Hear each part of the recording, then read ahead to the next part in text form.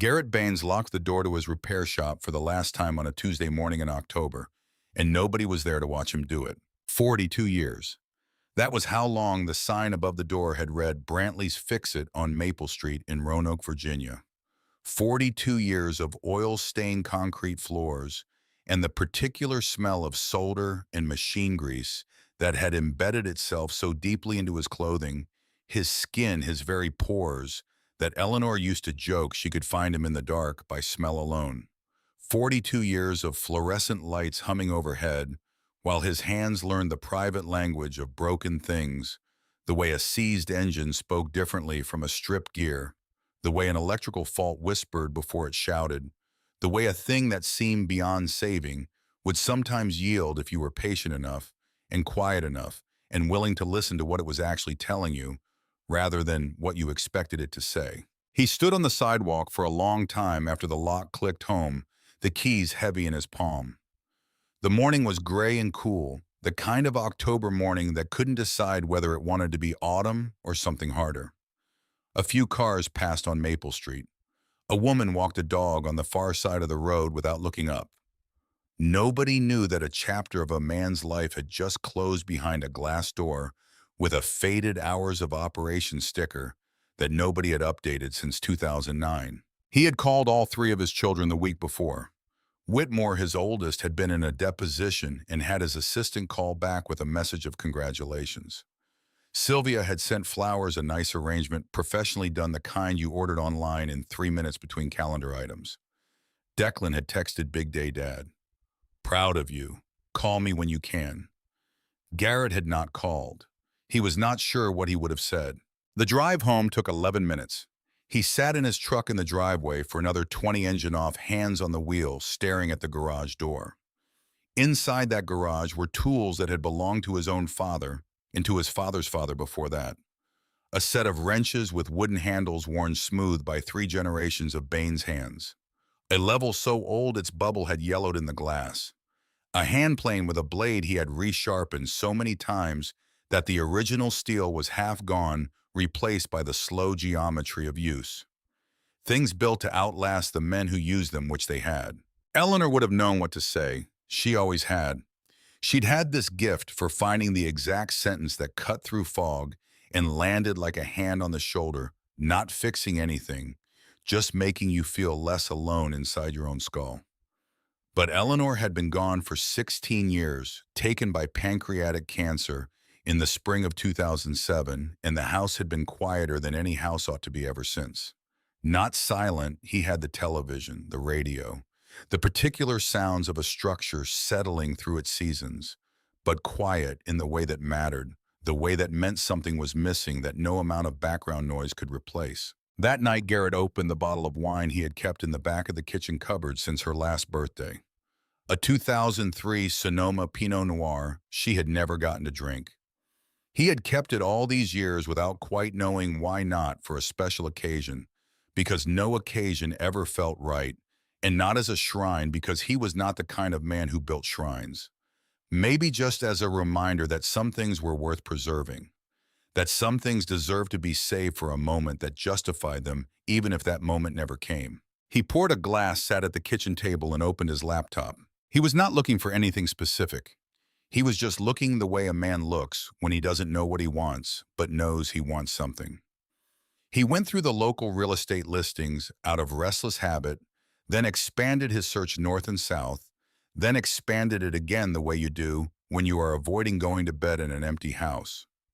He was 3 glasses into the bottle and half a state away from Roanoke when the listing appeared. Foreclosed property, Caldwell County, North Carolina. Tax default sale. Victorian mansion, 4 stories, 4,400 square feet, 3.8 acres, rural setting. As is where, is no showings, no inspections sold, sight unseen. Minimum bid $10. The photographs were something. The house had clearly been magnificent, once deep wraparound porch with turned balusters, tall narrow windows, a widow's walk at the top of the 4-story with a rusted iron railing that caught the light in a way that suggested it had once been something people stood at and looked out from surveying something worth surveying. Now the porch sagged in a long, defeated arc in the middle. Several windows on the upper floors were dark holes where glass had been. Virginia Creeper had climbed the entire north face of the building and was beginning its assault on the roof. The yard was barely a yard anymore, more a suggestion of one, the lawn having surrendered decades ago to blackberry brambles and young pine trees that had decided to begin a forest and were well along in the project. And there, in what once might have been the front drive sitting in the long grass, as if it had simply run out of energy and stopped, was a Cessna 182. A small single-engine prop plane, its paint faded from whatever color it had originally been to a uniform weathered gray. Its wheels had sunk into the soft earth over the years, anchoring it in place with the patient permanence of something that had accepted its situation. One of the small side windows was cracked. The propeller blades had a particular stillness about them, the stillness of things that have been still for a very long time and have stopped expecting anything different. Beside the plane, half hidden beneath the low branches of a Douglas fir, sat a 1969 Dodge Charger. Even in the grainy listing photos, even covered in pine needles and bird droppings, and a decade of patient decay, the car had a quality to it. A presence. It sat on flat tires, its chrome pitted, its paint job gone to chalky ruin, but its lines were still the lines of something that had once moved through the world with authority. Garrett stared at those photographs for a long time. The listing notes were brief. Previous owner 1, Captain Edmund Ray, had died in 2018 with no direct heirs and unpaid property taxes dating back 6 years. The county had foreclosed and was selling the property to clear the books. Whatever personal property remained inside the house would convey with the sale. Minimum bid $10. At 11:47 at night, Garrett Baines created an account on the county auction portal and placed a bid of $10. He went to bed before he could talk himself out of it. In the morning, slightly hungover and entirely uncertain about what he had done, he checked the result. He had won. No other bids. The paperwork took 3 weeks.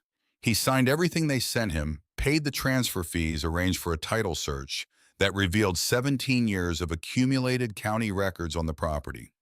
He learned that Edmund Ray had purchased the house in 1991, had paid his taxes dutifully until 2012, and had then stopped not from negligence, the record suggested, but from whatever had begun happening to his mind in those final years. A neighbor had eventually called the county in 2017 about the overgrown property and the old man inside who no longer seemed to be managing. Edmund had died the following spring at a veterans hospital in Charlotte. The obituary was 4 sentences long and mentioned no survivors. Garrett loaded his truck on a Wednesday. He did not own much. The furniture in his rental had mostly come with it, and the things he cared about were tools and books and a wooden box of photographs that lived on his bedside table. He drove south through the Virginia mountains and into North Carolina as the morning fog burned off the ridges, following GPS directions that eventually abandoned him on an unmarked gravel road that wound through dense second-growth pine for 2 miles before arriving anywhere. The house appeared around a long curve in the drive, and it stopped him. Even in its ruin, even half consumed by vegetation and time, the thing had stature. 4 stories of weathered Victorian woodwork rising out of the pines, like something from another century. Something that had been built when people still believed that a house should announce itself, should make a declaration about the people inside it. The widow's walk at the top caught the morning light at an angle that made the rusted railing look almost intentional, almost decorative. The wraparound porch, despite its sag, still held a kind of dignity in its carved balusters and detailed millwork. Someone had loved this house once, had built it with the intention that it last, and it had stubbornly, silently, long past the point when anyone was paying attention. He sat in the truck for a full minute looking at it. Then he got out and got to work. The first week was survival. He patched the worst roof leaks with tarps and construction adhesive. He cleared mouse nests from the kitchen cabinets and got the ancient cast iron stove to hold a flame on 4 of its 6 burners. The water ran brown for 2 days before clearing to something he was willing to boil and drink. The electrical panel was a story he would deal with later. Some rooms had power, some didn't, and the wiring in the West Wing had been chewed by something that no longer appeared to be in residence, but had done considerable damage during its tenancy. He slept in a sleeping bag on the parlor floor those first nights, listening to the house breathe around him. Old houses breathe differently than new ones. The sounds they make are more specific, not the generic creak and pop of settling concrete, but particular complaints from particular places, like a body recounting its injuries to anyone patient enough to listen. The third stair from the top of the main staircase gave a specific groan when he used it. The window in what would become his bedroom rattled in its frame whenever the wind came from the northeast. The radiator in the downstairs hallway made a sound like someone slowly tapping a wrench against a pipe 3 times, then silence, then 3 times again. Garrett found these sounds companionable.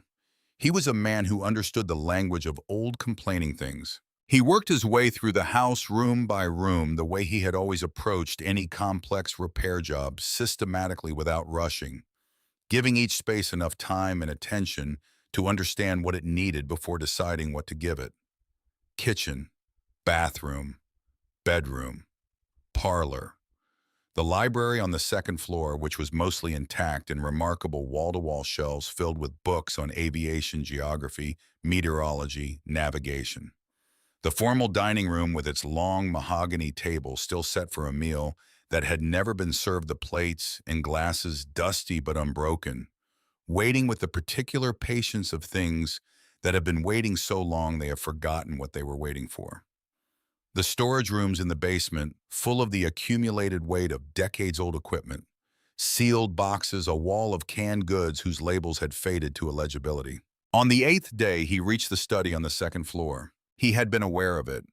He had stood at its door twice already and felt both times a reluctance to enter that he could not entirely explain.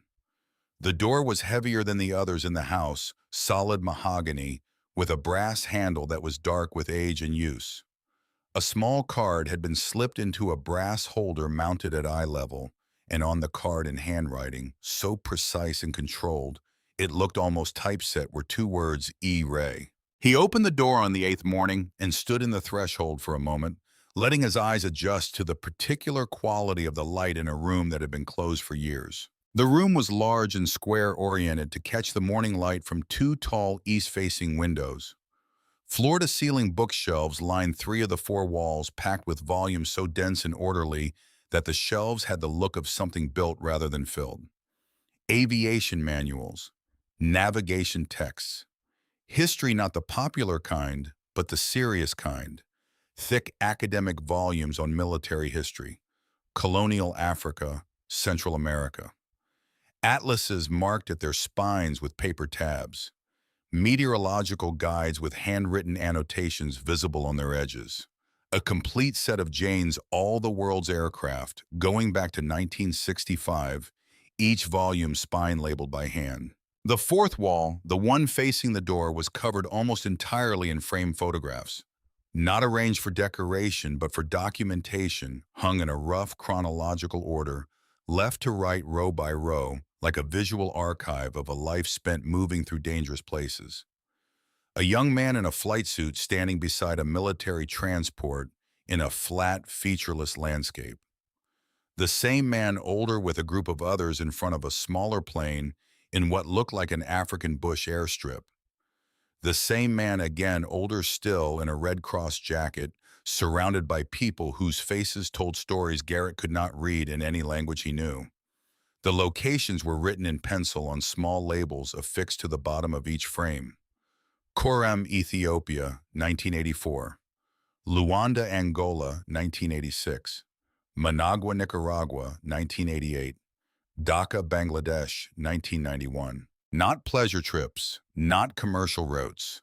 These were photographs from the edge of the world, the places that made the news for a week and then were forgotten by everyone who did not have to keep living there. The desk in the center of the room was massive, a partner's desk of dark oak with a leather-inlaid surface buried under a landscape of papers and maps and logbooks that had not been disturbed in years. A film of fine dust lay over everything like a second surface, undisturbed, a record of absence. The desk drawers were locked, but the keys hung on a small brass hook mounted on the bookshelf to the right of the desk, labeled in the same precise handwriting as the door card, Study Captain E. Ray. Garrett unlocked the drawers and spent the morning going through them. Flight logs and Edmund's disciplined script entries spanning decades. Navigation charts with routes marked in pencil and grease marker, the lines of travel accumulating across the pages like a record of a man who could not stay still. Correspondence, formal and informal, with organizations whose acronyms he didn't recognize, and embassies in countries he had to look up. The records of a man who had spent 30 years flying into places where the machinery of ordinary civilization had broken down, carrying things that were needed and bringing out things and people that needed to go. He was deep in the second drawer when he noticed the bookshelf. He had been looking at it all morning without really seeing it. A bookshelf is a bookshelf. You register it as background, as context, and move on to what you came for. But there was something wrong with this one. The back panel of the third section from the left at about waist height was not flush with the adjacent panels. It sat perhaps a quarter-inch proud, and along its right edge there was a gap that should not have been there, a thin vertical shadow where no shadow should fall. Garrett crossed the room and ran his fingers along the edge of the panel. He felt the gap half an inch wide running the full height of the panel. He felt faintly a current of cooler air from behind it, air that had been sealed away from the room for years. He pressed on the face of the panel experimentally, and something shifted with a soft mechanical click, like a latch releasing its hold on something it had been holding for a long time. The entire section swung outward on hidden hinges. Behind it was a compartment approximately 3 feet wide, 2 feet deep, and floor-to-ceiling in height, built into the wall itself, invisible from the outside, the kind of space a man builds when he has something he wants to keep safe and private and waiting. The shelves within the compartment were shallow, designed for document storage rather than books. On those shelves sat 3 cardboard document boxes, each sealed with aged packing tape, each labeled on the end panel in Edmund Ray's careful handwriting. Box 1, personal logs and letters. Box 2, personal correspondence. N. Box 3, official declassified and restricted. Garrett stood in front of those boxes for a long moment. He felt the particular weight of what he was about to do, not guilt exactly, but an awareness of threshold. These boxes had been hidden. They had been placed in this concealed space deliberately with care by a man who was gone. Whatever was in them had been important enough to hide and important enough to keep across decades. He was the owner of this house and everything in it. He carried box 1 to the desk. The first item he found was a leather-bound volume different from the flight logs in the desk drawers. This one was personal, smaller, the leather soft and dark from years of handling the pages, filled with entries that read less like navigation records and more like a man talking to himself after a long day when there was nobody else to talk to and the silence had become unbearable. He read for 2 hours without stopping. Edmund Ray had been born in 1937 in Buncombe County, North Carolina, the son of a tobacco farmer and a school teacher. He had enlisted in the Air Force at 19, learned to fly military transports, and had served in various capacities through the 1960s and early 1970s. The official portions of his service were not what Edmund wrote about in this journal. What he wrote about were the spaces between the unauthorized flights, the missions that nobody had sanctioned and nobody wanted to formally acknowledge, but that had happened nonetheless, that had needed to happen because people were dying and the paperwork was not keeping up. November 1980, Coram Camp, Ethiopia. Flew in against direct orders. Famine worse than news shows. Carried 31 people out in a plane rated for 19. If we'd gone down, it would have been my fault entirely. We didn't go down. 31 people alive who wouldn't be otherwise. I can live with the reprimand. March 1986. Angola. 3 days of back and forth over territory nobody controlled. 44 people evacuated. Lost the left landing gear on the final approach. Belly landing on a grass strip. Everybody walked away. I don't know how. Some days the math just works in your favor, and you take it without asking too many questions. The entries went on for pages across years, across continents. A catalog of dangerous decisions made in good conscience, of rules broken for reasons that were better than the rules. Edmund Ray had spent decades flying into places that needed flying into by a man who had decided somewhere along the way that protocol was less important than people, that the discomfort of a reprimand was easier to carry than the knowledge of what happened when you followed orders into a situation that required something else. Garrett opened box 2. Inside was a bundle of envelopes, 47 of them, bound together with a rubber band that had lost most of its elasticity and fell apart when he touched it, the rubber crumbling like something that had been holding on through pure habit and finally let go. Each envelope was sealed. Each was addressed in the same careful handwriting to a single name, Nora. But the addresses were different. 12 different addresses on 47 envelopes, each struck through in red pen, except for the name of the recipient, as if the location had been corrected over the years as the search continued. But the name had never changed because the name was the one fixed point in a long and shifting effort. He opened the first envelope. The letter inside was dated April 1970. Dear Nora, you are 3 years old now and I don't know what you look like. I don't know if you look like your mother or like me or like some third thing that is entirely yourself. I don't know if you are loud or quiet, whether you like to run or would rather sit still and watch things. I don't know what makes you laugh. These are the things a father is supposed to know, and I don't know any of them. And that is entirely my doing, which I will carry for the rest of my life and not ask anyone to carry with me. You are with a family named Caldwell in North Carolina. Missionaries, I'm told, which means you'll likely see parts of the world that most children don't. I hope they're kind. I hope they're the kind of people who let children be children before they make them into anything else. I am 22 years old, and I have nothing to offer you, except to say that giving you up was the hardest thing I have ever done.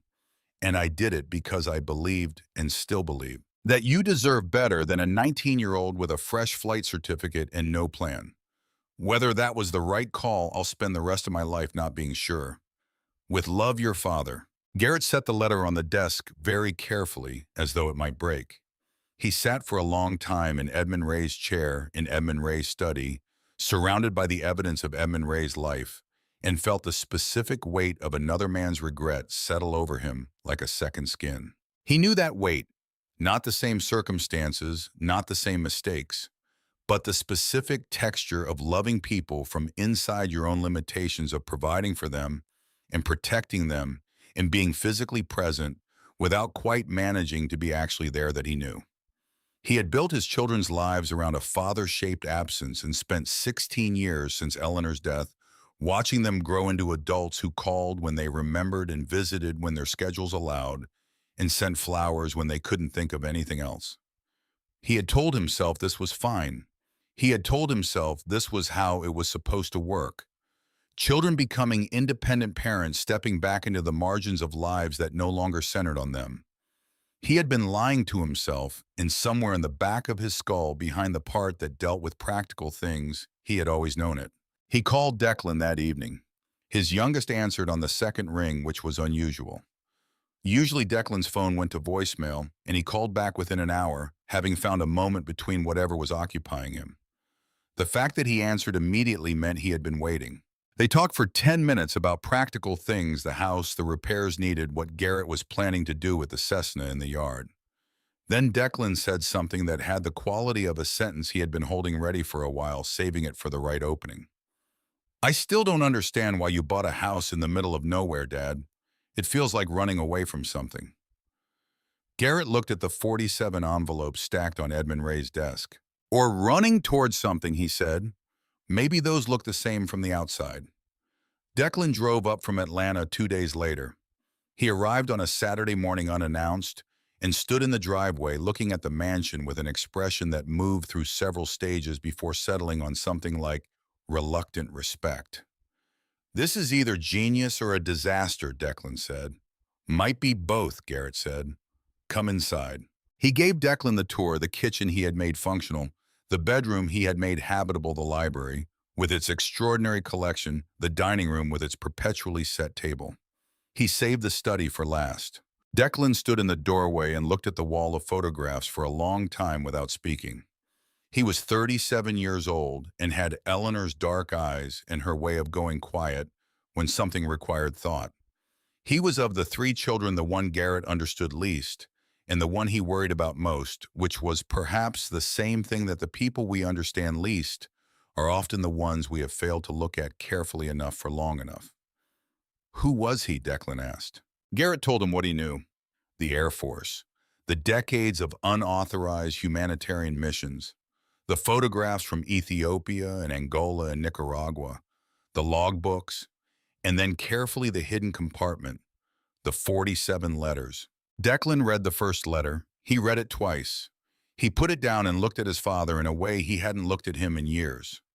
Not the polite surface look of adult children managing their obligations to an aging parent, but an actual look, the kind that sees past the surface to whatever is operating underneath. He spent his whole life looking for her, Declan said. I haven't read all of them yet. But that's what they are. Yes. Declan was quiet for a moment. Outside through the study window, the Cessna sat in its long grass patient and still under the October sky. You know what this reminds me of, Declan said. It was not a question.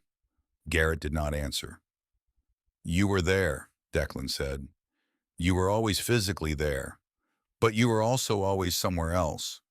Does that make sense? It makes sense, Garrett said. I'm not saying it to be cruel. I know. They stayed in the study until the light changed, and then Declan made dinner in the kitchen while Garrett returned to box 2 and read more letters. He went through them in order, watching Edmund Ray's handwriting shift across the decades from the tight control of a young man compensating for uncertainty to the looser, more confident stroke of a man in his 40s to the slightly tremulous but still deliberate hand of his final years. The content shifted too. Hope in the early letters, the buoyant, painful hope of someone who believes the search has a good chance of succeeding if he just tries the right combination of approaches. A gathering heaviness in the middle years as addresses multiplied and were crossed out as investigators reported dead ends, as court orders and sealed records and cautious lawyers built walls that didn't yield to persistence. And then something that was not quite peace in the later letters, more like a man who has decided to stop arguing with a situation he cannot change. The entries from the early 1980s were particularly striking. Edmund had begun writing to Nora about his mission, sharing with her in absentia the things he was seeing and doing, as if keeping a travelogue for a daughter he might someday be able to show it to. Dear Nora, I flew into Ethiopia this week with a load of medical supplies. The camp at Coram is beyond what the television cameras show, which are already beyond what most people can hold in their minds. Children with the specific look that malnutrition gives, that paradoxical roundness in the belly, the thinness everywhere else, the eyes that are too large and too old.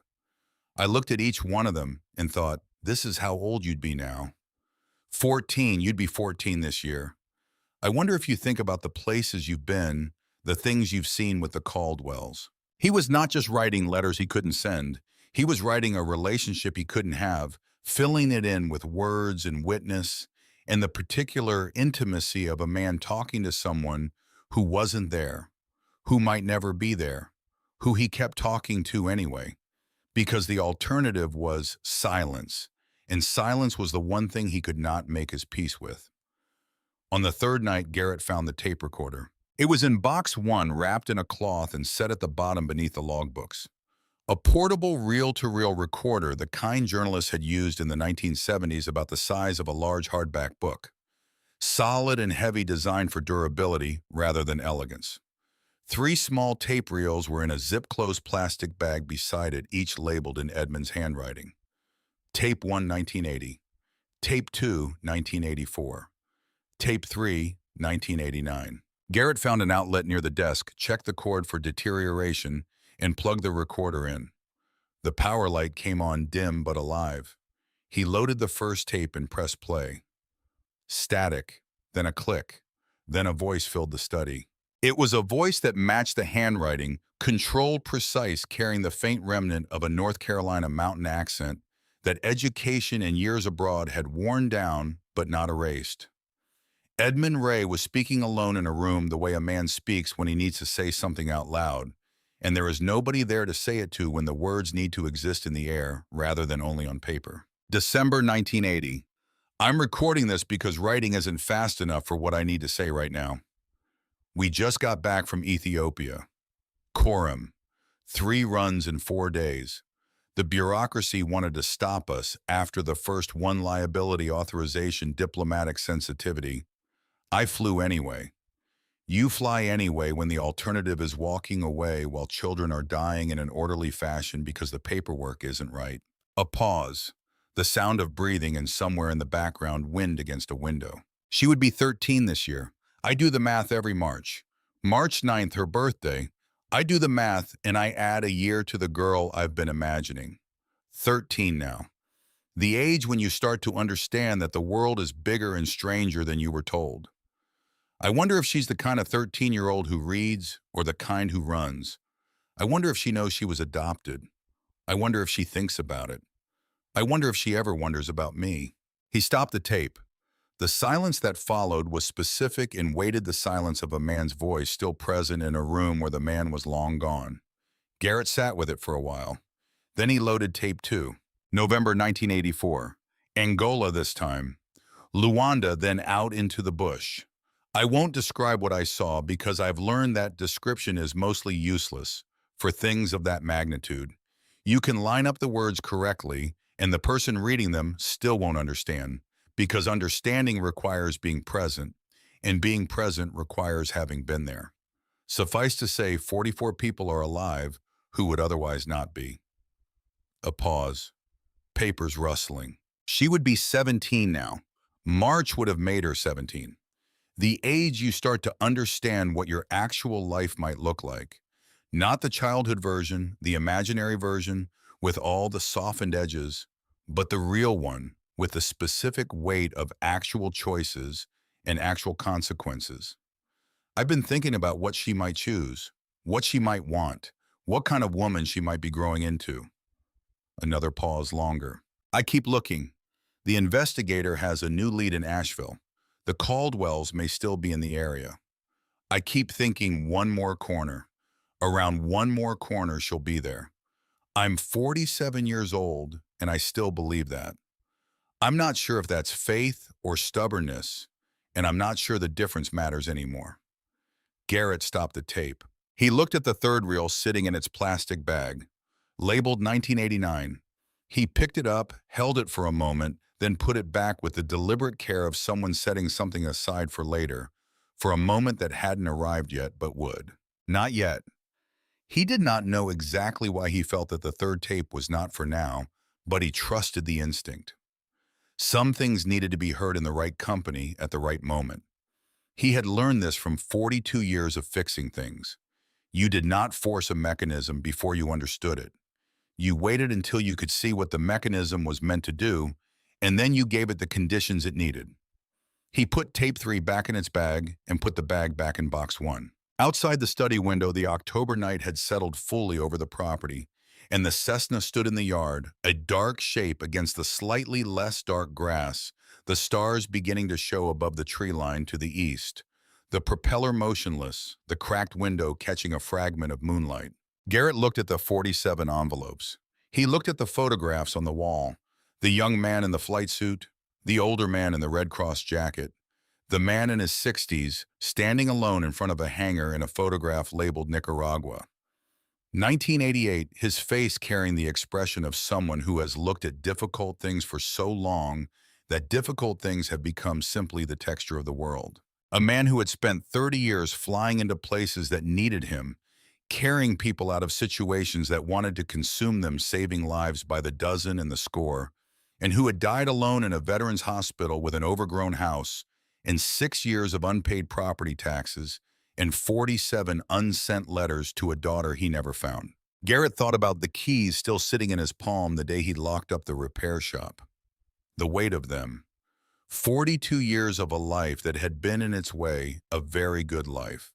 A life of useful work, of problems diagnosed and solved, of things fixed and restored and returned to the people who needed them. but also a life that had accumulated its own particular silences, its own particular letters never sent in a manner of speaking, its own particular distances that had grown until distance became the natural state of things, and the idea of closing the gap felt strange and presumptuous, as if he no longer had the right to want more than what he had settled for. He thought about Declan's face when he'd said you were always physically there, but you were always somewhere else.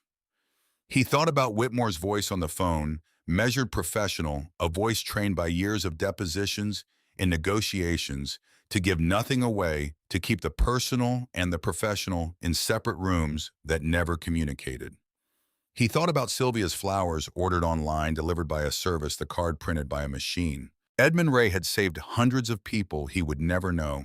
He had flown into fire and flood and famine and pulled strangers to safety at the cost of his career and his reputation, and eventually perhaps his mind. He had done this in part because he couldn't save the one person whose saving actually meant something to him in the specific, irreversible way that blood means something. Garrett understood this. Not the scale of it, not the geography, not the heroism, but the shape of it, the way a man can pour himself out in service to the world around him and come home each night to a silence that service cannot fill, because the silence is not about the world, it is about one specific absence that no amount of useful work can address. He made a decision in Edmund Ray's study in the house he had bought for $10 on the 8th day of a life he was still figuring out how to live. He would find Nora. Edmund Ray had spent 30 years looking for his daughter and had died without finding her. The letters were written. The love was real and documented and had nowhere to go. Someone needed to carry it the rest of the way, and Garrett was here, and he had time, and he had the one quality that the work required above all others, the willingness to show up systematically and not quit when the first approach didn't work. That was a problem Garrett Baines knew how to approach. Not with heroism, not with grand gestures or expensive investigators or diplomatic channels. With patience, with method, with the steady, systematic attention of a man who had spent 4 decades solving problems that other people had given up on. He reached for box 2 and began reading from the beginning again this time, with a notebook beside him, writing down every name, every date, every place, every small specific detail Edmund had let slip in 4 decades of letters to a daughter who had never received them. Some things could only be fixed from the inside. But some things, the kind with a name and an address and a life being lived somewhere in the present tense, could be found, could be reached, could be given what they were owed. He would find her. He wrote the name at the top of the notebook page in careful block letters, Nora Caldwell. Then he turned the page and began. The North Carolina State Archives opened at 8:30 on weekday mornings, and Garrett was in the parking lot in Raleigh by 8 o'clock, a thermos of coffee on the passenger seat, and Edmund Ray's notebook in his lap. He had been driving since 5, the pre-dawn highway empty and dark, the headlights cutting through low fog that hung in the river valleys between the mountain ridges. He had not slept well. He had not slept well since finding the letters, which he was beginning to understand was not going to change until this was finished, one way or another. He had spent the previous 4 days reading every letter in box 2 a second time, building the notebook into something organized and usable. Names Edmund had mentioned, dates, locations, the specific agencies he had contacted in his search, a private investigator in Charlotte named Waverly, a legal aid organization in Asheville that had helped him petition the courts in 1983, a Catholic diocesan office that had connected the Caldwells to their missionary work overseas. Organizations that had long since closed or restructured beyond recognition. Trails that had gone cold before Edmund himself had, and that had stayed cold. What Garrett had when he finished his inventory was this: a child named Nora, born March 9th, 1967 at a hospital, Edmund never specified in the letters. Given up for adoption in April of 1967. Placed with a couple named Frank and Loretta Caldwell of Caldwell County, North Carolina, identified in Edmund's letters as missionaries with the Southern Baptist Convention. The adoption had been handled through an agency called Blue Ridge Family Services, which Edmund had mentioned by name in a letter from 1975, A letter that documented the first time he had tried and failed to access the adoption records, turned away by a clerk who explained with practiced patience that all records were sealed under state law and would remain so without a court order. He had confirmed before leaving for Raleigh that Blue Ridge Family Services had closed in 1997. Its files, according to a brief note in a local newspaper archive he found online, had been transferred to the North Carolina Department of Health and Human Services. Whether any of those files remained accessible after nearly 30 years of bureaucratic transit was a question he could not answer from a kitchen table in Caldwell County. He was going to have to ask someone who knew. The woman at the reference desk inside the archives building looked up as he approached. She was perhaps 70, with reading glasses on a beaded chain and the particular quality of stillness that people develop after decades of working in rooms full of important fragile things. Her nameplate read, Delia Pruitt. "Can I help you?" she asked in the tone of someone who meant the question genuinely rather than as a prelude to explaining why she couldn't. Garrett explained what he was looking for, keeping it simple and honest. A man named Edmund Ray, deceased, in adoption through Blue Ridge Family Services, 1967. A daughter named Nora, who had never been found. He watched Delia Pruitt's face as he spoke, looking for the particular expression of institutional regret, the preloaded apology for things the system had decided not to share. He did not see it. What he saw instead was something he had not expected recognition, something personal and immediate crossing her face before she had time to arrange it into professional neutrality. "I was adopted," she said. 1961. I didn't find my birth mother until I was 54. By then, she'd been dead for 6 years. She looked at him for a moment without speaking, and in that pause, something shifted in the air between them. Two strangers arriving at a shared understanding through entirely different roads. "Let me pull what I can legally show you," she said. "I won't promise anything, but let me see what's in the system." She was gone for 20 minutes. Garrett drank his coffee and looked at the reading room around him. Long tables under institutional lighting. A handful of other patrons, a young woman with a genealogy binder, a retired-looking man with a stack of microfilm boxes, a graduate student type annotating something with a highlighter, each of them looking for something that had been lost or hidden or simply not yet understood. Delia returned carrying a manila folder and a look that was carefully measured. The Blue Ridge Family Services records were partially digitized before the agency closed, she said, sitting across from him. A summary index is accessible. Individual case files are sealed under the 1975 Adoption Act and cannot be released without a court order or mutual consent of all living parties. She opened the folder. But the index itself is not sealed. It's a summary document, no identifying information beyond what I'm going to show you. She turned the folder so he could read it. The index entry was brief. Case number, date, disposition. Female infant. Born March 9th, 1967. Placement finalized April 14th, 1967. Adoptive family, F. Caldwell and L. Caldwell. Caldwell County, North Carolina. Status closed adoption, no contact provision. "That's her," Garrett said. "The closed adoption designation means no contact between birth and adoptive families was permitted," Delia said. "That was standard practice in 1967. People thought it was cleaner." She paused. "It wasn't cleaner.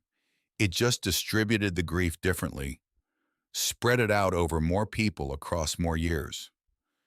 If she wanted to find information about her birth father now, Garrett said, what would she need to do? Petition the court for unsealing. The standard is compelling medical necessity or mutual consent.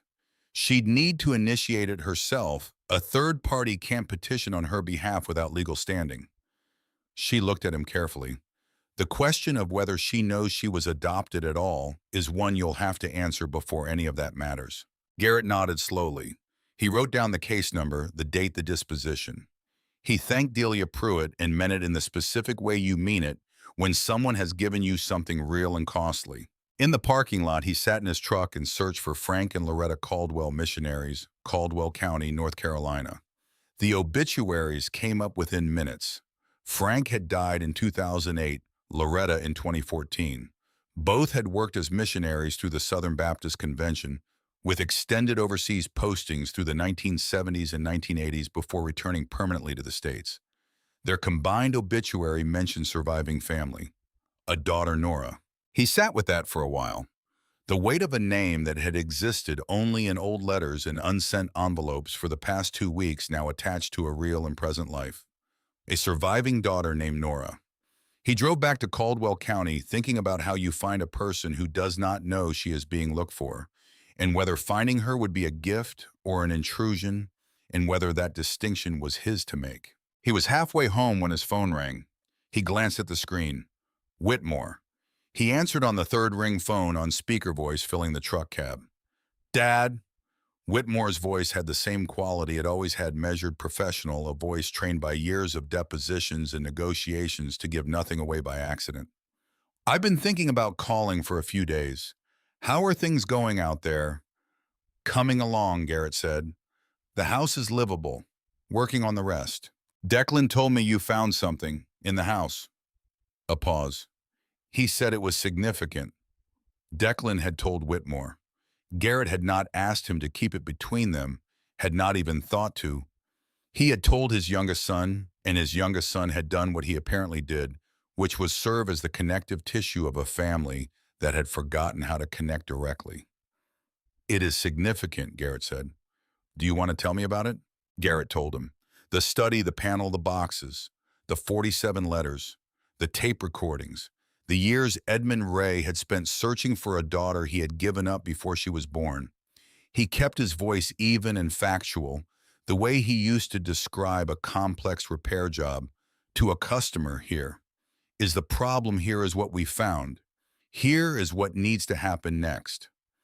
He watched the mountain road unscroll ahead of him through the passes, and he told Edmund Ray's story to his oldest son, who listened without interrupting. When he finished, Whitmore was quiet for a moment. And you're looking for her, Whitmore said. The daughter. I am. Why? It was a lawyer's question, not skeptical, just precise.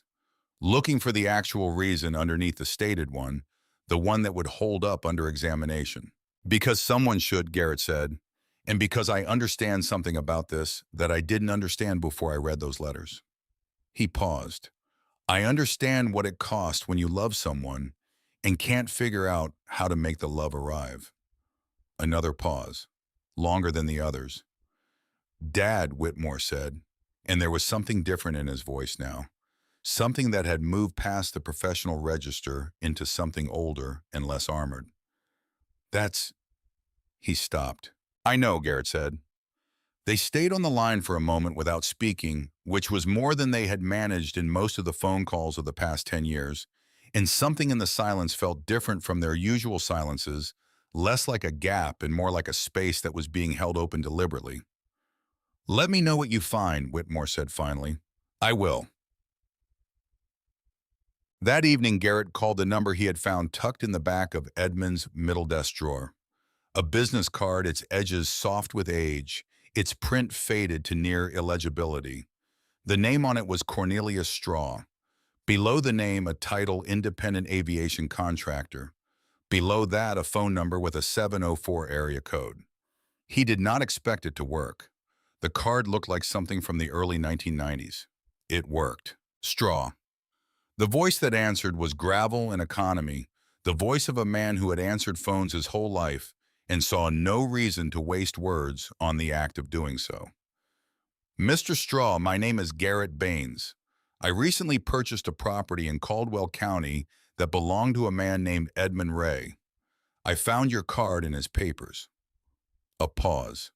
Not the pause of someone searching their memory, but the pause of someone deciding how much to give and to whom. Edmund's place, Cornelius Straw said. Yeah, I heard it sold. Figured it would eventually. A breath. How'd you get that house? $10, Garrett said. Tax auction, no other bids. Something that might have been a short, dry laugh from the other end. That sounds about right. Edmund wasn't much for estate planning. Man could navigate by stars in 3 hemispheres and couldn't be bothered to write a will. Another pause. What do you want to know? Whatever you can tell me, Garrett said. I found his records, his logs, his letters. I know about the missions. The unauthorized ones. All of them. Cornelius was quiet for a moment. You've been in that study of his. Yes. Then you know more than most people ever did. He sighed the long sigh of a man releasing something he has held for a while. All right, what specifically? Garrett asked about the missions first, the scope of them, the years the organizations involved. Cornelius talked for 20 minutes about the work he and Edmund had done together through the 1980s. The humanitarian flights into Angola and Ethiopia, the complex logistical reality of operating planes in places where the aviation infrastructure had either never existed or had been destroyed by conflict or neglect. Edmund, he said, had been the best pilot he had ever flown with. Not the most technically brilliant, but the most reliable under pressure, the kind of man who never got worse when things got harder, which was the quality that actually mattered when the alternative was dying over someone else's territory. He talked about her sometimes, Cornelius said when Garrett finally asked about Nora. Late nights after missions when we were waiting out weather or bureaucracy. He didn't talk about it much. It wasn't the kind of thing Edmund led with, but it was always there underneath everything he did.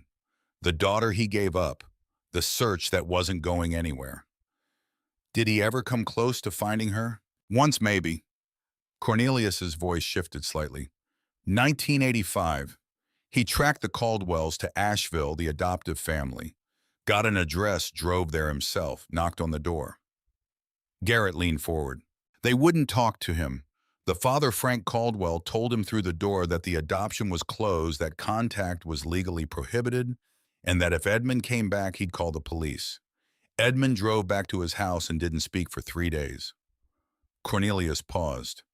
After that, he changed, still flew the missions, still did the work, but the searching, you could see something had gone out of it, like a flame that got too low and couldn't quite come back up. He recorded 3 tapes, Garrett said, 1980, 1984, and 1989. In the third one, he talked about stopping the search. That sounds right. He said something to me that year, I remember it because it hit me strange. He said, Neil, I've been looking for her so long that I'm not sure anymore whether I'd know what to do with her if I found her. I didn't know what to say to that. Still don't. Garrett wrote in his notebook, 1985, Caldwell's in Asheville, contact refused. 1989, Edmund declares end of active search. There's one more thing I want to ask you about, Garrett said. A specific mission. Tennessee, 1973. Harlan County. Silence. Not the comfortable silence of a man thinking, but a different kind. A silence with weight and edges. Where'd you hear about that? Cornelius said. I haven't found the documentation yet, but you mentioned a flight to someone, a flood evacuation, a family named Caldwell in the group. Another silence longer. I didn't know the name at the time, Cornelius said slowly. I was on the ground coordination for that one. Edmund flew. He came back from that mission, and he was different. Not traumatized exactly, just very quiet. The way he got quiet when something had gotten under his skin and he was working out whether to let it surface. He paused. I found out later about the passenger list. The names. There was a Caldwell family in that group missionaries who'd been caught in the flooding in Harlan County. A husband and wife and a young daughter. Garrett's hand had gone still over his notebook. A daughter, he said. Young, maybe 5 or 6. I didn't think anything of it at the time. Edmund never said anything to me directly about it. But years later, this would have been maybe 1987, 1988. He said something strange to me. He said, Neil, do you ever think about the Harlan County run?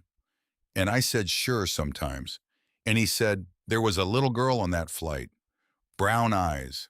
Something about those eyes. And then he changed the subject and never brought it up again. Cornelius paused. I always thought it was just the mission getting to him. The emotion of it. He carried all of them, Edmund did. The documentation, Garrett said carefully. Would there be any official record of that flight?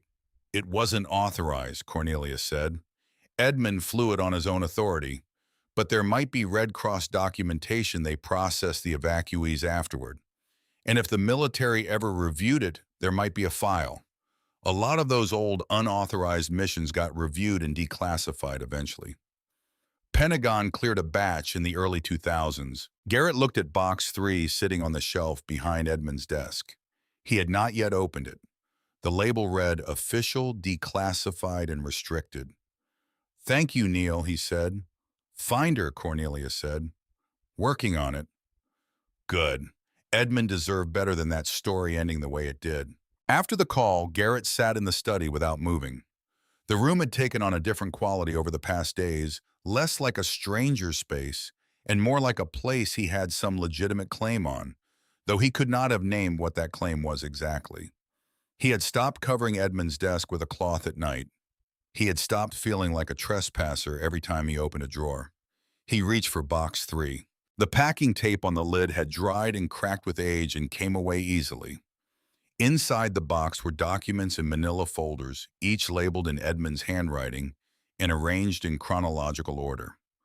Official correspondence, military records, 2 commendation documents with the formal language of institutional recognition applied to acts that the institution had not officially sanctioned at the time of their occurrence. A thick folder of materials related to a petition Edmund had submitted in 2015 requesting formal recognition of the humanitarian missions. The petition appeared to have gone entirely unanswered, not denied, simply left to sit in whatever queue such things sat in when no one was advocating for them. And at the very bottom of the box, beneath all of it, a single manila envelope, sealed, heavier than the others, stamped in red ink on its face, the ink faded but legible, declassified 2014. Below the stamp in Edmund's handwriting, a single line, Harlan County, Tennessee, November 1973. Garrett's hands were steady as he opened it. He had spent 42 years learning to keep his hands steady when they needed to be. Inside was a document of 11 pages stapled at the top left corner. The cover page read, "After Action Summary, Emergency Civilian Evacuation, Harlan County, Tennessee, November 14th, 1973. Classification restricted, declassified per executive order, February 2014. He read slowly, giving each page the attention it deserved. The summary documented an unauthorized civilian evacuation conducted by Captain Edmund J. Ray, operating a Cessna, 182 registration number, N4471G, during severe flooding in Harlan County, Tennessee, on November 14, 1973. The flooding had been caused by 3 days of sustained rainfall in the Cumberland Mountains, producing flash floods that had isolated several rural communities and cut all road access to a valley where a group of American missionaries and local families had been sheltering in a church building on higher ground. Edmund had flown in against the explicit advice of the FAA regional office, which had grounded civilian aircraft due to weather conditions. He had made 4 runs between the valley and a high school athletic field outside Pineville that was serving as an evacuation staging area. Engine trouble on the 3rd run had forced an emergency landing on a dry section of U.S. Route 119 that the flooding had not yet reached.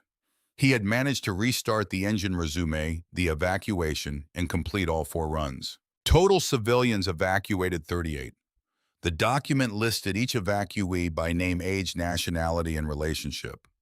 The list was presented in the order in which passengers had been logged by Red Cross personnel at the Pineville staging area. Garrett turned to page 7 where the passenger manifest began and started reading. He read slowly, methodically, the way he would read a complex wiring diagram, not looking for anything specific, just reading, letting the information come in at its own pace. Names he did not recognize. Ages ranging from infant to elderly. A community of people who had been in the wrong place when the water came up and who had survived because a man with a plane had decided that authorization was less important than the situation in front of him. He reached line 23. Caldwell Nora F., age 6, nationality American. Relationship daughter of Frank H. Caldwell and Loretta B. Caldwell. The room did not tilt. The floor did not move. The light did not change.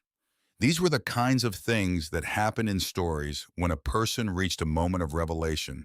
And this was not a story, or rather, it was a story, but it was a true one. And true stories did not rearrange the physical world to mark their important moments. What happened in true stories was simpler and more profound. Garrett set the document down on the desk with both hands very carefully. He stood up. He walked to the window and looked out at the Cessna in the yard. He looked at it for a long time, the plane sitting in its grass, the same plane that had carried Edmund Ray into Harlan County on November 14th, 1973. Edmund Ray had flown into Harlan County, Tennessee on that date. He had loaded 38 civilians onto his plane in 4 runs, fighting engine trouble in rising water, and the particular focused urgency of a situation that could not wait for conditions to improve. Among those 38 civilians had been a 6-year-old girl named Nora Caldwell, the daughter he had been writing letters to since 1967. The daughter whose face he did not know, whose eyes he had never seen, whose name he had been placing on unsent envelopes for 6 years at that point. He had saved her life and he had never known. Garrett returned to the desk and continued reading. Page 8 contains supplemental materials, brief interview transcripts conducted by Red Cross personnel at the Pineville staging area in the days following the evacuation, documenting the experiences of evacuees for psychological assessment and incident reporting. There was one transcript from a child. Subject Caldwell Nora F., age 6. Interviewed November 17th, 1973. Pineville staging area. Interviewer R. Howell. Q. Can you tell me what you remember about the airplane ride? A. The water was really high.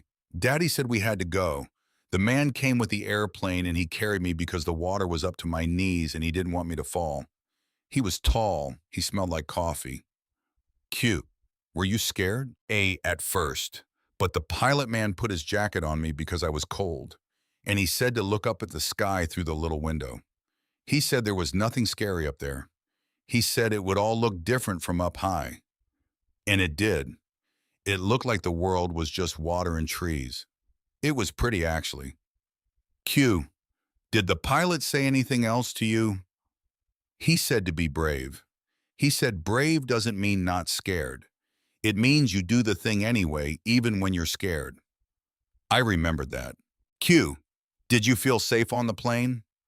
A. Yes, because he said we'd get there and we did. Garrett read the transcript 3 times. He sat in Edmund Ray's chair and looked at the words on the page until they stopped being words and became something else.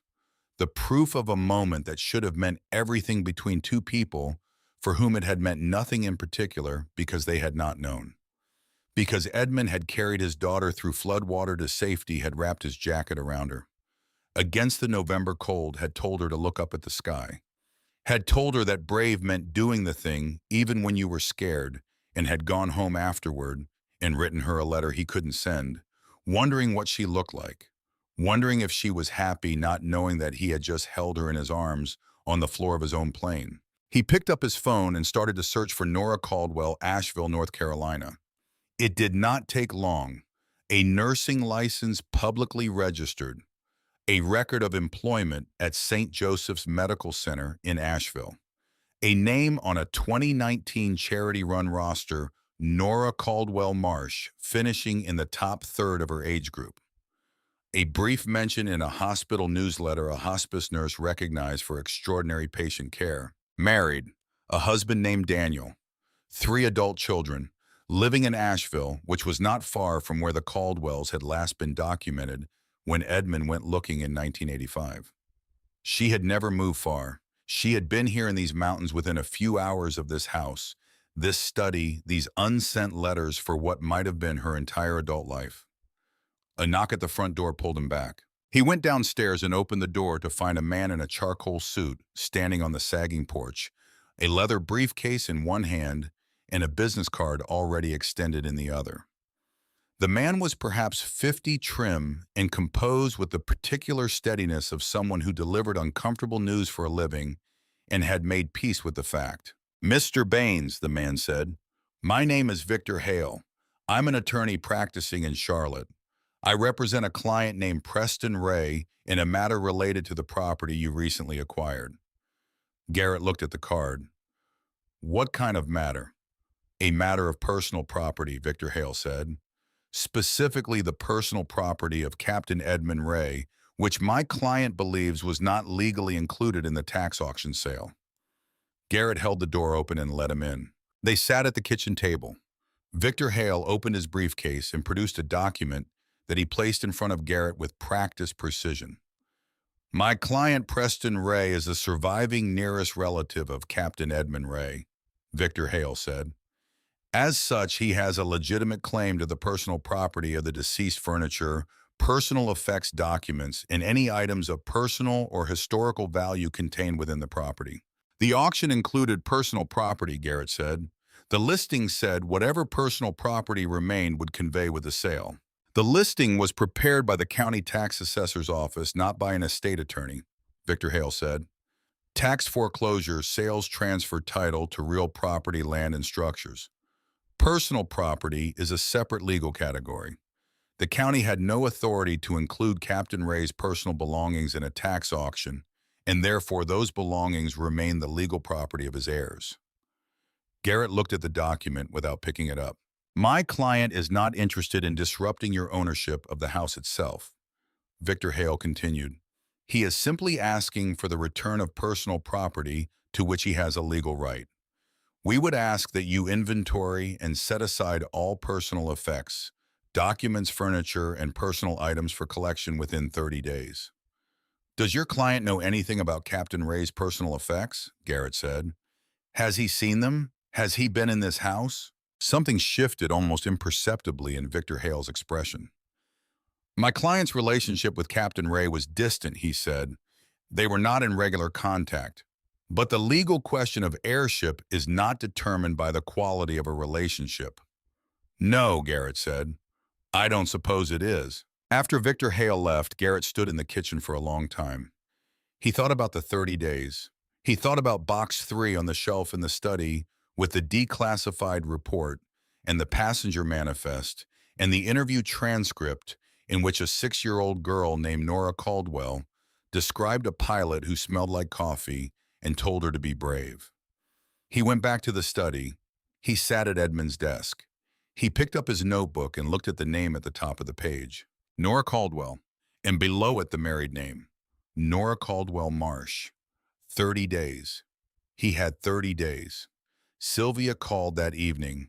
She called on birthdays and at Christmas, and occasionally when something triggered a need to confirm that her father was still alive. She did not call on random weekday evenings. Declan told me, she said without preamble, about the house, about the man who lived there. Edmund Ray, the pilot. A pause. He told me about the letters, about the daughter he was looking for. Yes. And you're trying to find her. I am. Sylvia was quiet for a moment in the particular way she had always processed things, working through it internally before letting anything surface, the way she had been doing since she was a child, who had lost her mother and decided that showing the loss was a form of weakness she couldn't afford. Dad, she said, when Mom died, you went very quiet. Not just sad, you went somewhere else. And you stayed there. And we were kids and we didn't know how to reach you. So eventually we stopped trying. And then the not trying became habit. And then the habit became just how things were. She paused. I'm not saying it to be cruel. I know. I'm saying it because reading about this man, a father who loved his daughter from a distance for 30 years, because he didn't know how to close the gap, it sounded familiar. Does that make sense? Garrett looked at the 47 envelopes on Edmund's desk. It makes complete sense, he said. I've been thinking about coming up, Sylvia said. To see the house, to see you. A shorter pause. If that's all right? It's more than all right, Garrett said. After the call, he found 4 sheets of good writing paper in Edmund's desk, the kind you used for correspondence that mattered. He sat for a long time before he wrote anything. Then he picked up a pen and began. The 4th draft was right.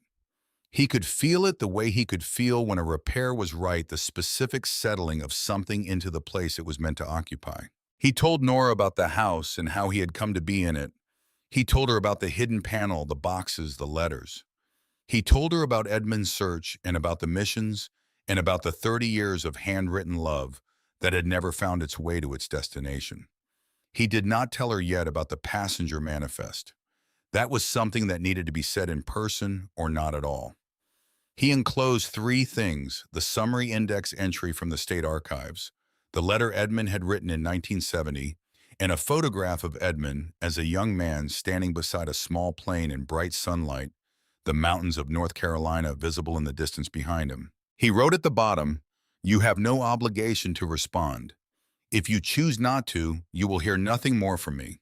But I believe you deserve to know that this man existed, that he thought of you every day of his life, and that the love in these letters was real, even if it could never find its way to you while he was alive." He sealed the envelope, addressed it to Nora Caldwell Marsh at the Asheville address, and put it on the passenger seat of his truck so he would not forget to mail it in the morning. Then he went back to the study and sat in Edmund's chair in the quiet house. The Cessna was a dark shape through the window in the October night, patient and still. Victor Hale wanted 30 days. Garrett had 30 days. He would use every one of them. The letter to Nora went out on a Monday morning certified mail. By the following Monday, 10 days into his 30-day window, he had heard nothing, and he had begun to understand that silence was not the same as rejection. He kept working. The charger in the yard had become his project in the hours when he needed his hands occupied and his mind to run at lower power. He had gotten it into the garage on the first dry Saturday, towing it manually with a rope and a come-along attached to a post, a process that had taken 2 hours and produced a profound satisfaction when the car finally sat on level concrete under fluorescent light. What he had, it turned out, was more than he had hoped. The body had surface rust, but no structural rot. The engine, a 440 cubic inch V8, was seized but complete. The interior had been eaten by time and mice, but the bones of it were there. He began the careful work of assessment, not repair, yet just understanding. What was damaged, what was merely dirty, what was gone, and would need to be sourced. Declan called on the Wednesday of the second week. "Victor Hale," Declan said without greeting. "I looked him up. He's legitimate, 20 years in estate law. Charlotte firm, solid reputation.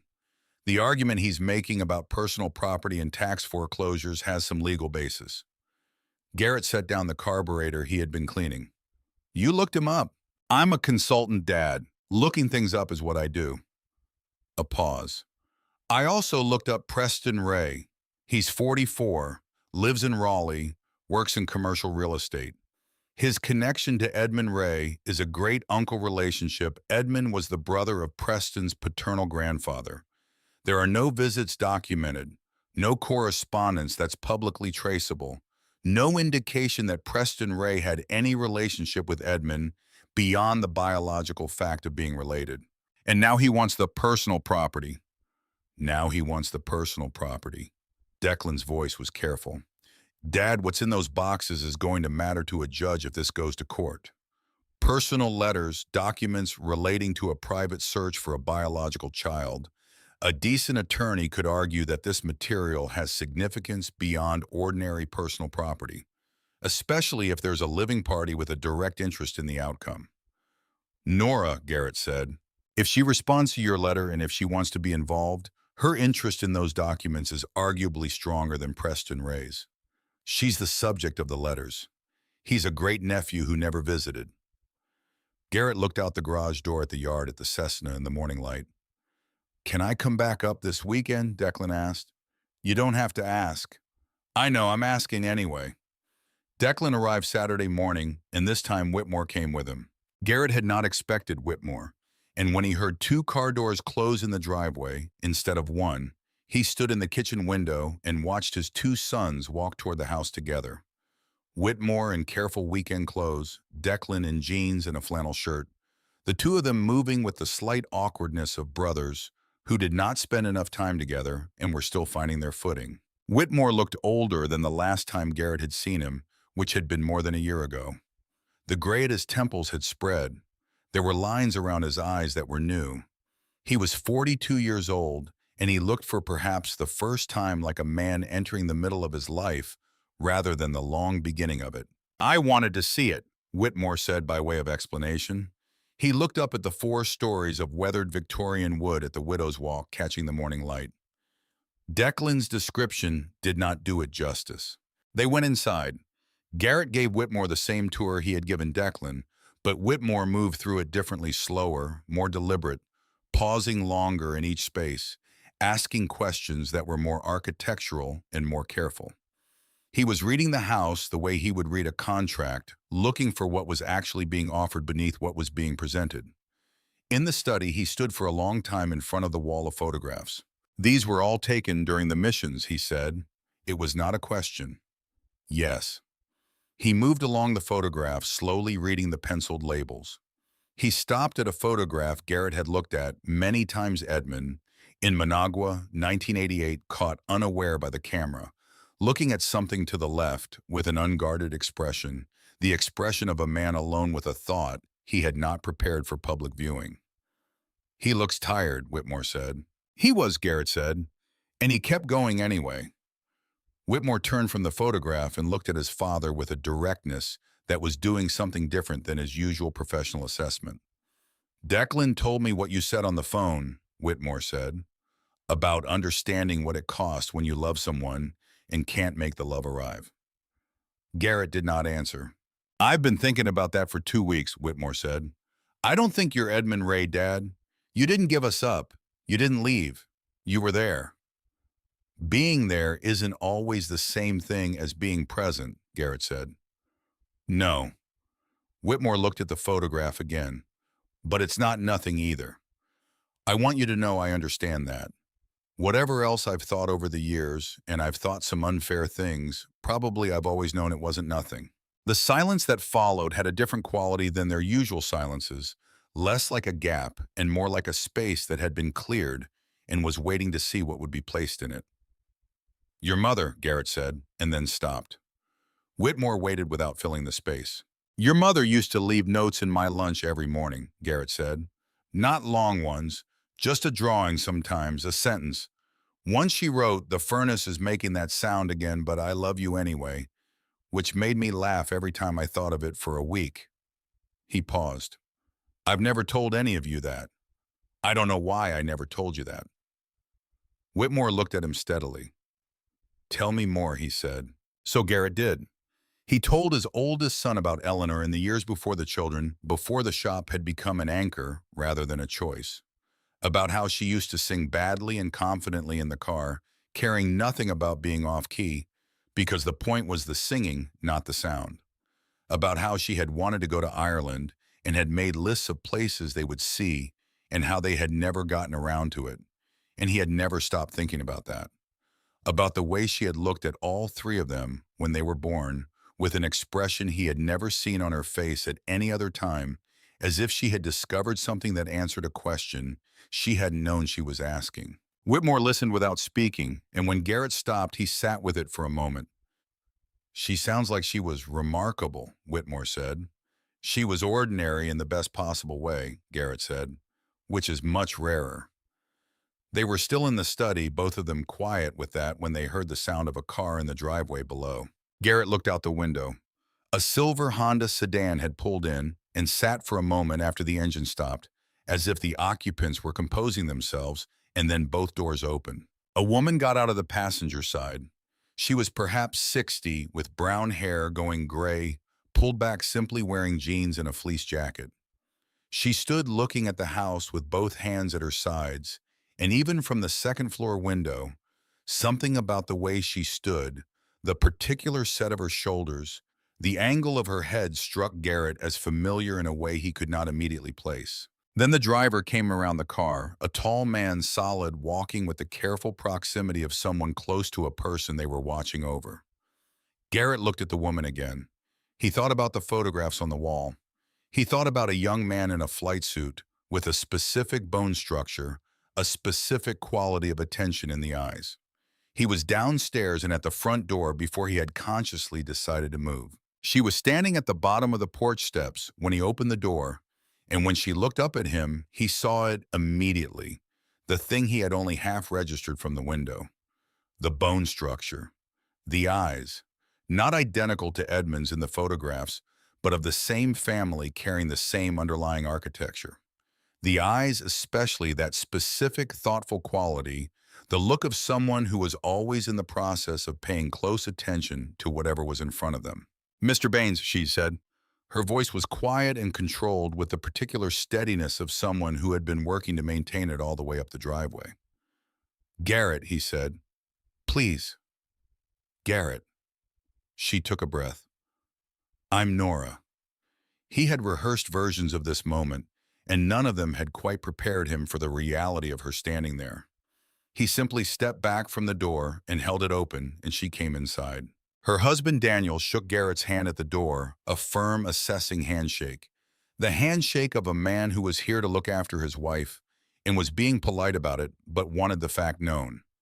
He was a few years older than Nora, with a weathered, kind face, and the particular stillness of someone who had learned to subordinate his own reactions to whatever the people around him needed.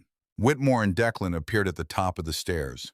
Garrett introduced them, his sons visiting for the weekend, and watched Nora absorb this with something that looked like relief, as if the presence of family made the whole thing feel more possible. He took them through the house, slowly stopping wherever Nora stopped, which was often and for longer than he expected.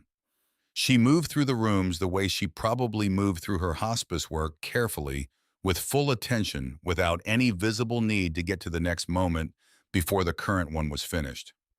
In the kitchen, she stood at the window and looked out at the yard without speaking. In the library, she pulled an atlas from the shelf, one of Edmund's most annotated, held it briefly, then set it back. In the dining room, she touched the edge of the long table and looked at the chairs around it. The table still set for a meal that had never been served, and her expression did something complicated and private that Garrett did not try to read. In the study, she stopped in the doorway and looked at the wall of photographs. She went slowly along the wall, reading the labels, taking in the chronological progression of Edmund Ray's face from youth through age. She stopped at the photograph of Edmund in Managua, 1988. "He looks like he's thinking about something that hurts," she said. "I think he usually was," Garrett said. She turned from the photographs to the desk, to the materials Garrett had arranged there. The logbooks, the letters, the photographs from Box 1, and at the front where they would be found first, the passenger manifest and the interview transcript. "Sit wherever feels right," he told her, and stepped back. She sat in Edmund's chair. Daniel sat in the chair Garrett pulled up beside her. Garrett took the third chair against the wall, and Whitmore and Declan, without being asked, moved quietly to the hallway and gave the room a different kind of space. Nora picked up the first letter in the stack, the one from 1970, which she had already read when Garrett sent it with his letter. She read it again anyway, more slowly, in the room where it had been written at the desk, where Edmund had sat when he wrote it. When she finished, she looked at the next one, and the next, working through them in order, moving forward through time. She read for 35 minutes without stopping. Garrett watched her face without making a performance of it, just attending the way you attend to something important, because this was important and deserved to be witnessed. She cried when she reached the letters from the 1980s. Not dramatically, quietly, the way a person cries who has practice at maintaining function while feeling things intensely. Daniel's hand moved to her shoulder and stayed there. She did not stop reading. When she reached the bottom of the stack, she looked up at Garrett. "You mentioned recordings," she said. "In your letter, you said there were 3 tapes. 2 of them I've listened to," Garrett said. "The third one I saved."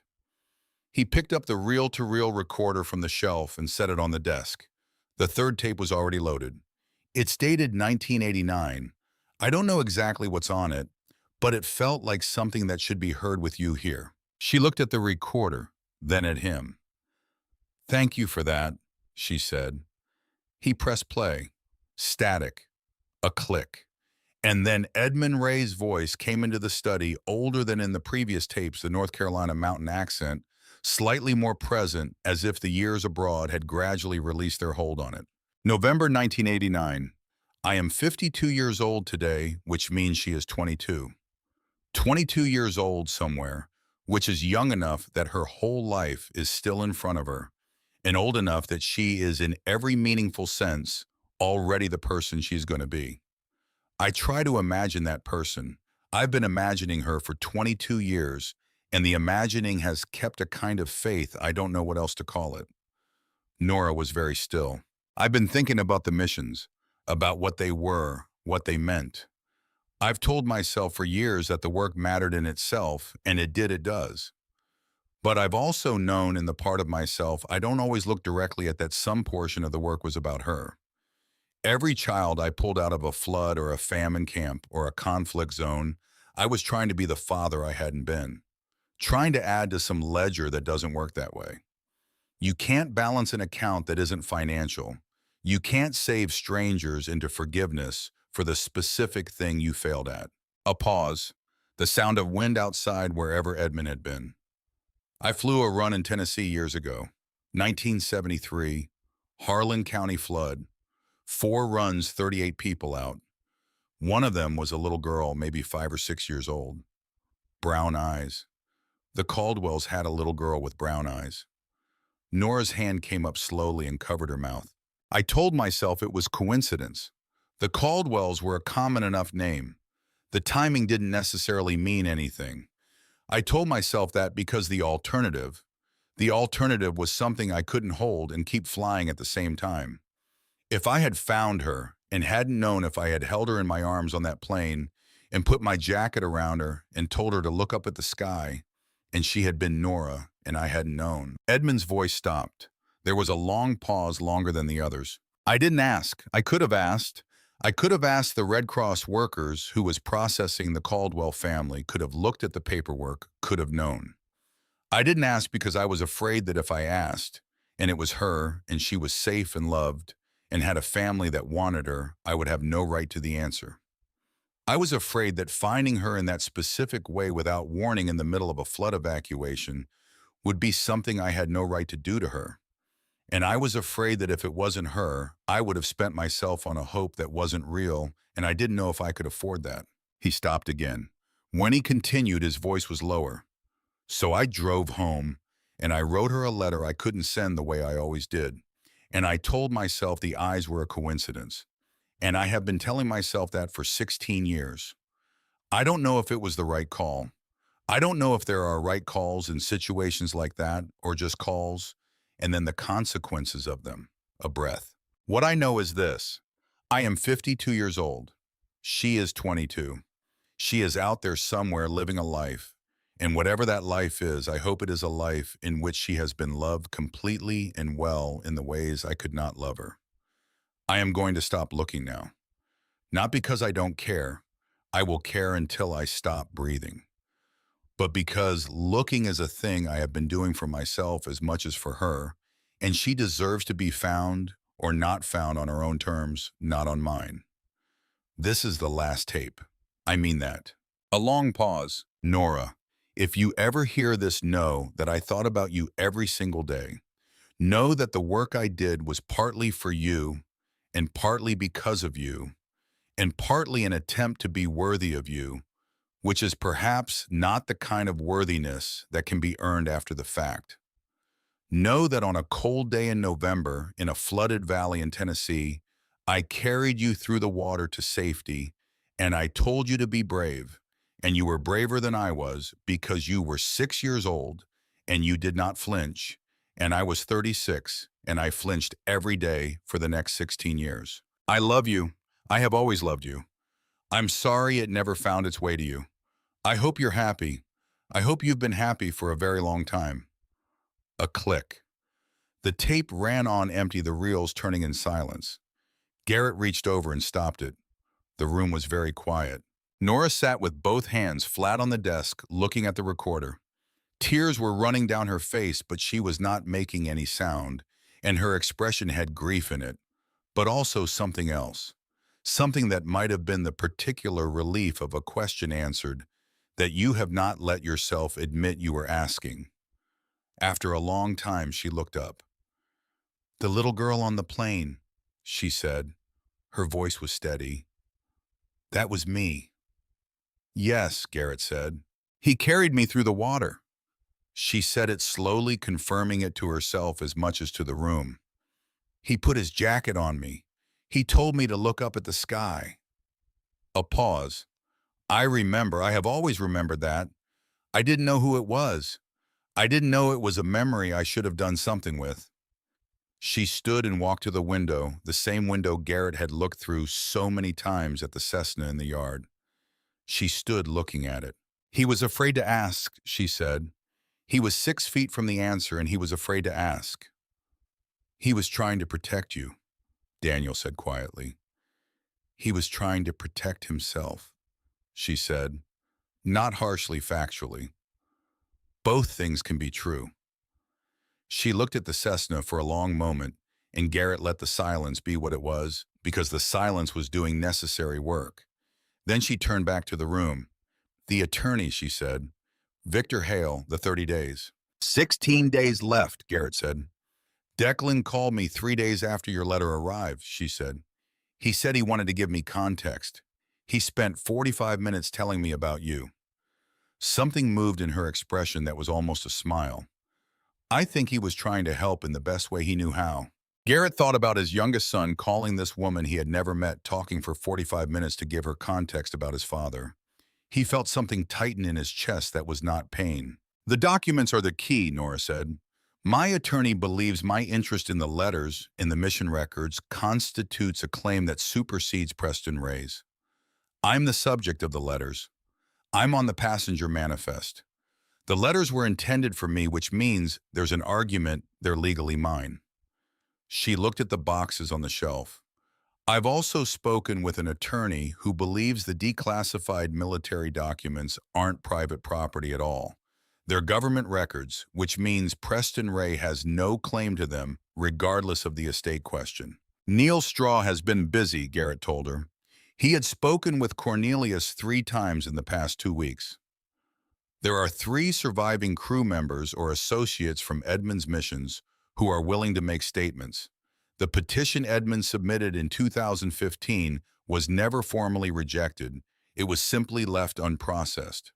With the right pressure, it could be moved. Official recognition, Nora said. Over 200 lives across 20 years of unauthorized flights. The argument is that the mission records have historical and military significance, which takes them out of the category of personal property entirely. Nora looked at him for a moment. You've been busy too, she said. I had 30 days, and I knew how to use them. Victor Hale received a formal response from Nora's attorney on a Thursday 12 days into the window. Garrett's attorney filed a parallel motion the same day on the historical significance question. The 2 arguments together were enough to give a judge something to think about, not a resolution, but a pause, a moment of legal uncertainty that would require Preston Ray to either escalate or reconsider. Preston Ray reconsidered. The result was a second letter from Victor Hale's office. Arriving on day 27, Preston Ray would withdraw his claim to personal effects and documents in exchange for first right of refusal on certain furniture items if and when Garrett chose to sell. Garrett's attorney reviewed the proposal, found it acceptable, and they signed. The documents stayed. Whitmore called the day the settlement was signed. How does it feel? Whitmore asked. Like something that needed doing got done, Garrett said. That's very you, Dad. Garrett thought about Edmund's voice on the tape, the careful accounting of a man who had loved well in all the directions he could find, except the one that needed it most. Whitmore, Garrett said, I want to tell you something. All right. I was not there the way I should have been. After your mother died, I went somewhere inside myself, and I didn't come back out for a long time. And by the time I came back out, you were all so far along in your own lives that I told myself the distance was natural. I lied to myself. I was afraid of needing you and being too much, and afraid of you needing me and not having enough to give. So I let the distance grow and called it independence. He paused. I'm sorry for that. Whitmore was quiet for a moment. When he spoke again, his voice had shed something. I know you are, he said, and I want you to know that I'm sorry too, for the phone calls that were too short and the visits that didn't happen, for deciding you were all right when I didn't actually know. Another pause. We've been very polite to each other for a long time. We have. I'd like to try something else. So would I, Garrett said. Come up sometime. Not for a specific reason. Just come. I will, Whitmore said. Soon. Sylvia came up on the second weekend of November with her daughter Claire, who was 12, and spent the first hour exploring the property with the thorough, unself-conscious energy of a child, given open terrain and permission to be curious. She found the Charger in the garage and stood looking at it with a focused interest that reminded Garrett powerfully of Sylvia herself at that age, taking things apart to understand how they worked. Are you going to fix it? Claire asked. That's the plan. What's wrong with it? Lot of things, Garrett said, but mostly it just needs someone to pay attention to it. Things that have been ignored a long time sometimes just need someone to show up and take the time. Claire considered this with the seriousness of someone who understood that adult statements sometimes meant more than their surface. Sylvia found him in the garage while Claire had migrated to the yard and was crouching in the long grass near the Cessna, examining the landing gear with careful hands. She's like you, Garrett said, watching her. She's like Mom, Sylvia said. She has Mom's curiosity, the need to understand how things work from the inside. She paused. I see it more now than I used to. I spent a long time not wanting to see it. Because it hurt. Because it hurt. She stood beside him in the garage doorway. Dad, are you happy here? Not just okay. Actually happy. Garrett looked at the yard at the Cessna at Claire crouching beside it at the house, with its 4 stories catching the November light. He looked at the garage at the Charger waiting on the lift. I think I'm becoming something, he said. I don't know if happy is the right word yet, but I'm becoming something I haven't managed to be in a while, and that's more than I've been able to say. Sylvia nodded. It was a nod that accepted the answer as complete. I'm glad you bought the ridiculous house, she said. It was $10, Garrett said. It seemed like a manageable risk. She laughed. It was a short laugh, unguarded, and it sounded so much like Eleanor that they both felt it the same note, the same particular music, and stood with it for a moment together. Two people who had loved the same woman in different ways and carried her differently. Standing in a garage in November, letting the sound of her presence move through them without trying to hold it or explain it. Declan came up in February for no stated reason and spent a weekend helping Garrett replank a section of the porch floor. They worked in a companionable silence, not the silence of two people who have run out of things to say, but the silence of people who are comfortable enough with each other that saying something requires actual content, an actual reason, rather than noise to fill a gap. Can I tell you something? Declan said on the second afternoon, driving a screw into a new plank with careful precision. You can tell me anything, Garrett said. I came up the first time partly because of the conference, but mostly because I was worried about you, and I didn't know how to say that, so I just got in the car. He looked at the screw he had just driven. I'm glad I did. So am I, Garrett said. I think we've been very bad at this, Declan said. All of us. The whole Baines family, very good at logistics, terrible at the actual content. Your mother was good at both, Garrett said. I think we relied on her to do the content, and when she was gone, we just had the logistics. Declan considered this. That's probably accurate. He picked up another screw. We should work on the content. We should, Garrett said. We have been. We should keep going. Yes, Garrett said, we should keep going. That same week, a letter arrived from the Department of Defense addressed to Nora Caldwell Marsh and copied to Garrett Baines. Its content was unambiguous. The petition for recognition of Captain Edmund J. Ray's humanitarian missions had been reviewed and approved. A ceremony at Arlington National Cemetery would be scheduled for the following June. Captain Ray and the members of his crews would receive official recognition for their service in conducting emergency humanitarian evacuations more than 200 lives across a 20-year operational period under circumstances that had required extraordinary personal courage and judgment. Nora called him when her copy arrived. He's going to be honored, she said. He is. 16 years after he died. Better late than not at all. She was quiet for a moment. He was wrong, about not having the right to ask. He was 6 feet from the answer, and he convinced himself he didn't have the right to it. He had every right. I was 6 years old and I was frightened and he was kind to me and I would have wanted to know it was him, even then. I know, Garrett said, but I also understand why he didn't ask. Both things are true at the same time. She paused. You should come to Arlington. You should be there. I'd like that, Garrett said. On the last weekend before the Arlington ceremony, all three of Garrett's children came at once. Not planned, Whitmore had called Sylvia, who had called Declan, and they had arranged it among themselves, which was Garrett recognized the first time the three of them had coordinated anything involving him since Eleanor's funeral. They arrived on a Friday evening within an hour of each other, and that night the house held more people than it had held since Edmund Ray had been alive.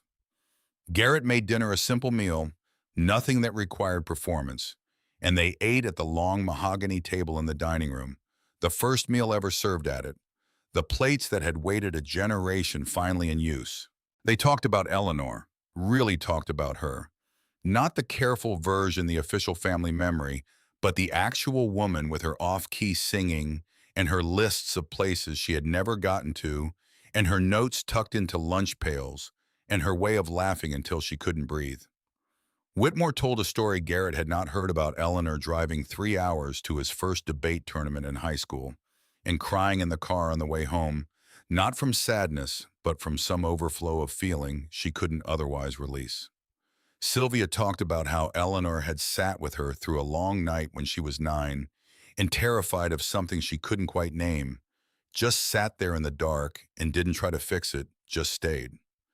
Declan said he still sometimes heard her voice when he was about to make a bad decision, not telling him what to do, just asking one question in a tone that made him answer it honestly. Garrett listened and talked and listened more. The house was warm and lit up in every window, and outside the Cessna stood in the yard under the November stars. He thought about Edmund Ray sitting at the same table alone, writing letters that had nowhere to go. He thought about 47 envelopes with the same name on the front and 12 different addresses crossed out in red. He thought about what it meant that all of this, the house, the letters, the search, the discovery had required one man to die alone for another man to find his way to the thing that mattered. He hoped Edmund could know somehow that the house was full tonight, that it was warm, that someone was sitting at the table. The Arlington ceremony was on a Thursday in June, which arrived with the specific quality that important days sometimes have: a clarity of light, a steadiness of temperature, the sense that the day itself had decided to be equal to the occasion. Garrett drove down the night before and stayed in a hotel near the cemetery, and in the morning he put on the suit he had worn to perhaps 4 occasions in 15 years and drove to the grounds in early morning light. Nora was already there when he arrived, standing near the section where the ceremony would take place, with Daniel beside her and 2 of her adult children behind her. Cornelia Straw was there, 80 years old, moving carefully with a cane, but upright and present, wearing a set of his own service medals that caught the morning light. 2 other men who had flown with Edmund in different decades were there too, one in a wheelchair, one walking with the careful deliberation of someone who was not going to let his body make the decision about whether to attend. There were family members of people. Edmund had saved a woman whose parents had been evacuated from Angola in 1986, who had driven from Maryland. A man whose older brother had been on the Harlan County run, who came from eastern Kentucky. People who had been carrying the fact of Edmund Ray's intervention in their family histories without a name to attach to it, and who now had a name and a ceremony and a place to bring that gratitude. Garrett stood to the side while the official portion preceded the reading of the citation, the presentation of the posthumous award, the formal acknowledgement of 20 years of service that had operated in the spaces between authorization and necessity. He listened to the official language with the attention of a man who had spent weeks inside the primary documents, who had read the mission logs and the letters and heard the voice on the tapes, and who understood that the official language was only a map of the territory, not the territory itself. The territory was a man alone in a room talking to the distance, writing letters to a girl who would never receive them, flying into places that needed flying into because the alternative was silence. Nora received the award on Edmund's behalf. She held it with both hands and looked at it for a long moment before she looked up. After the formal portion, they stood in the morning light among the rows of markers and talked the way people talk when they have been brought together by something too large for ordinary conversation and are finding their way into it anyway, carefully, honestly, with the kind of attention you give to things that matter. Nora came and stood beside Garrett. He was here, she said. She was looking at the rows of markers. Not specifically, he's not buried here, but he belongs here. He does, Garrett said. I've been thinking about what you said when I was at the house. You said you were going to find her because someone should, because the love was real and had nowhere to go, and someone needed to carry it the rest of the way. I remember. I want you to know that it arrived, she said. Whatever he sent all those years, all those letters he couldn't mail, it arrived. Late and through a complicated route, but it arrived. She looked at him. Thank you for being the route. Garrett did not answer for a moment. He looked at the markers, at the morning light on the grass, at the June sky above Arlington. He thought about a $10 bid placed at midnight on a Tuesday, about a lock clicking home on Maple Street, about an October drive through mountain fog, and a house that had appeared around a curve in the drive and stopped him before he had consciously prepared to be stopped. He thought about Edmund's voice on the tape, 52 years old, in a room alone, talking to the distance, stopping the search, deciding that loving from a distance was the most he could offer, and trying to make peace with that.